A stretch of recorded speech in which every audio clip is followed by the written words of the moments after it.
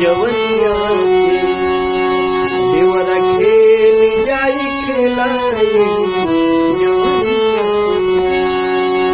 और पिया कबले बदली,